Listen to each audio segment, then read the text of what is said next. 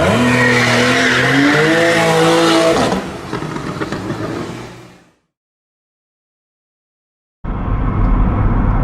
everyone, and welcome to my 17th monthly ownership update video on my Astra. So the car at the moment has 138,778 kilometers on the clock so far. I just topped it up with fuel this morning. It was €58 to top it up from, I think, 30 miles of range. So now it's up to 400 miles of range. So it's quite good on fuel, always has been. It's a pretty good little car to drive around in. It's not overly thirsty. So as far as the car goes, it's running perfect as always, and as a matter of fact, just the other day it went through its NCT, and even got the LED taillights in, it passed with flying colours, no problem at all. A lot of people were telling me that with them aftermarket LED taillights, you'll have to swap them out for the original OEM taillights, and it'll only pass with them, but it seemed to pass with them, well, it's just fine the other day. So that's really all the information I have on my car today. As usual, going fine, have absolutely no complaints with it at all. I actually bought it in October 2014, and you know, it's been a great little runner since, apart from that little accident I had on January 2015 with it, but we've glossed over that. So anyway, a few things I want to talk to you guys about. As far as car reviews go, as you can imagine, I've been very busy with college, so that's kind of why I haven't had this video up on time, and I've got a backlog of reviews on my computer I still have to put up. But what I've done now is I've uploaded 3 videos last night, and they're on a schedule, so they're going to go out live at certain times. So the review I have up is of the Mazda MX-5, so that will go out at 5 PM Irish time, or GMT time, and the test drive footage of that will go out half an hour later. You see, when you're uploading a video on a schedule list, you can only upload it in half-hour sequences. So the review will be at 5 o'clock, and the test drive will be at 5:30. And then I have my review and test drive of the 2012 BMW 3 Series luxury that I done a few weeks back. That will be uploaded next Monday.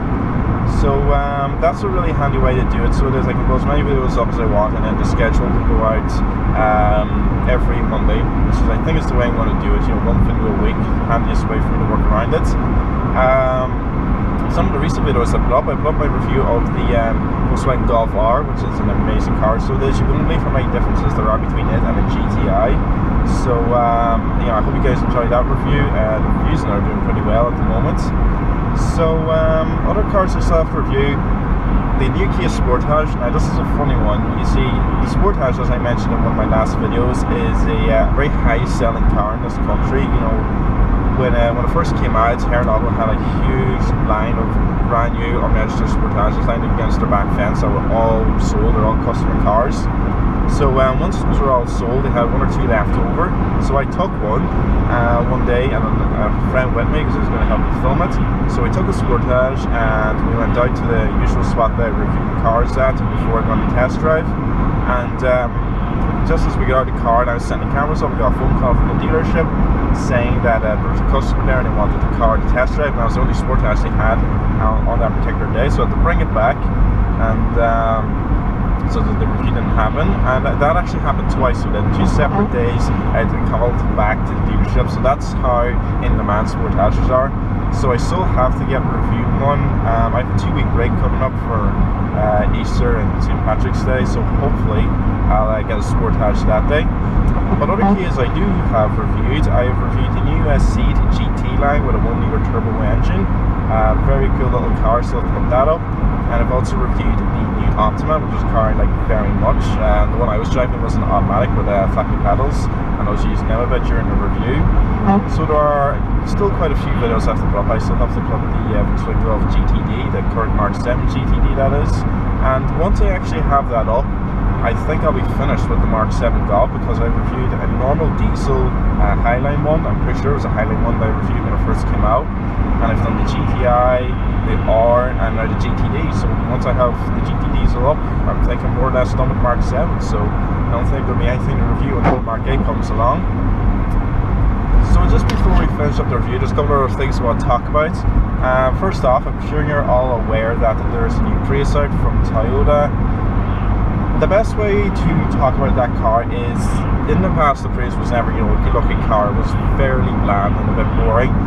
The new Prius, well, Toyota seem to have gone out of their way to make it as ugly and as horrible looking as possible. I mean, I'm seriously, I saw one at Kelly's Toyota the other day, and I just went in for a quick look around it, and I don't know, I do not understand what Toyota have done with the styling. The front of it, I've actually figured this out over time, the front of it literally looks like the face of Predator when he takes his mask off. That's exactly what it looks like. And at the rear, the taillights look almost like icicles. They just kind of drape down the whole back of the car. It's a very, very strange and weird looking design. I mean, I get that a lot of manufacturers these days are doing cool, unique new designs, but I do not understand what the heck Toyota was thinking of when they done the new Prius. But I'm going to review it anyway because I'm an automotive reviewer and I'm not allowed to be biased, so I have to review cars that even I don't like. But I will try my best anyway to do a good review on the Prius, and hopefully I'll be able to highlight some pretty good points on it. Other Toyota news. So for the Americans and the Canadians out there, you're obviously aware of a company called Scion. Now this is another subdivision of Toyota, much like Lexus. Scion, to briefly explain to Europeans, they basically took Toyotas that we got in Europe and basically just threw on Scion badges and a different model name and sold them in the United States and Canada. So Toyota have recently decided to axe the Scion brand. However, this is where things get a tad confusing because the Scion FRS, which is their version of the Toyota GT86 and Super BRZ, Toyota do still want to retain that car, so they're actually selling the FRS now in the United States as a Toyota. Brilliant, and you would imagine, what they're going to call it the Toyota GT86, why wouldn't they? Apparently, for some very strange and somewhat idiotic reason, Toyota have actually decided to sell it in the United States as the Toyota FRS. I have no idea why they would do that. I mean, they ditched the Scion brand now. I would have thought they would ditch all the names to go with it. So I was expecting them to call it the Toyota GT86 for the American market, but they're not. They're calling it the Toyota FRS. I can't make any sense of that at all. It sounds stupid to me, but apparently that is what they're doing. I mean, I really don't understand it because as far as I know with the FRS, you get a little less equipment. Most of the equipment you get on a GT86 in Europe is all standard, whereas on the Scion it's an optional extra, like the multimedia interface, the touchscreen radio, the push button ignition. That's all optional on the American spec. So what I don't understand is why Toyota couldn't just get a European GT86 that comes with the touchscreen radio and the nice dials for the air conditioning and the push button ignition, and just sell it in left-hand drive in the United States. It baffles me why Toyota have decided to make things so overly complicated for themselves, but that is what they are doing. So the Toyota FRS and the Super BRZ now are going to be on sale, of course, together in the United States. And one or two other pieces of car news. Porsche, they have done a new version of the Boxster. So they have a new car, the 718 Boxster and the 718 Boxster S, which of course will be a faster version. And what they have done now is ditch the flat 6 engine that we used to get in the Boxster and now replace it with a 2-litre turbocharged 4-cylinder. And the funny thing is, I was actually on Porsche's configurator looking at this new car, and I played the little sample soundtrack, and it sounds exactly like a super compressed WRX. It really does. It's got a nice little sound from it. So it's a good looking car. So this still looks more or less like the same Boxster that we had before, but with a few minor changes like the taillights, for instance. So they've given it a smaller, more economical engine. I believe the power output on the standard 718 Boxster is 300 horsepower. Not exactly sure on the details of the Boxster S, but I think it might have about 350 or something more horsepower. Or not more horsepower, but 350 horsepower or 50 extra. Another thing, of course, have changed is, of course, the 911. So the current generation of the 991 came out in 2012. So they've facelifted, and now it's been called the 991.2. So they've changed the rear of it. They've given it a completely different taillights and a very different rear end. But most importantly, they are now making all versions of the 911, everything from the Carrera all the way up to the Turbo S, turbocharged engines. So this is where it gets a little confusing. They've reduced the engine capacity. It's still a flat 6, but they've turbocharged all of them. However, you can't buy a Carrera S and then claim to your friends that you bought a 911 Turbo, because you haven't. The 911 Turbo is the very expensive one at the top of the range. So although you've technically bought a 911 Turbo, you haven't bought a 911 Turbo. You see where it gets a little confusing, but Porsche have done that anyway, for the same reason everybody else is making their engines smaller and turbocharged these days, for fuel efficiency and power. Now I think the facelift version of the 991 looks really nice. It's a good looking car. It comes with, you can get optional sports exhaust now, and they're dual exhaust and they're mounted towards the centre of the car, which look really nice. So as far as Porsche goes, that's all the news I have there. And then of course we recently had a Geneva Motor Show, and the main highlight of that was the replacement for the Bugatti Veyron, which is the Bugatti Chiron. I believe that's how you pronounce it. There's been a lot of different people pronouncing it differently. I think it's called a Chiron. But anyway, as I said, it's replacing the Veyron, which famously had 1,001 horsepower, and when it came out, I believe it was like the fastest car in the world. I'm not sure if the Hennessy Venom is technically faster than a Veyron or not, and that's been a long dispute. It probably is. But anyway, the new Chiron has 1,500 horsepower from an 8-litre W16 engine with 4 turbochargers, and I think it has like 10 radiators in it as well. It is an immensely powerful car. I think that's probably one of the biggest engines fitted to a road car, so it's extremely impressive, and the new design looks really nice as well. When the Veyron came out, I wasn't 100% on the styling of it. I thought that when they made such a car like that, had so much power and it was such a leap forward in supercars, they would have had, you know, beautiful craftsmanship styling to go along with it. Instead, I always thought the Veyron was a bit bland looking.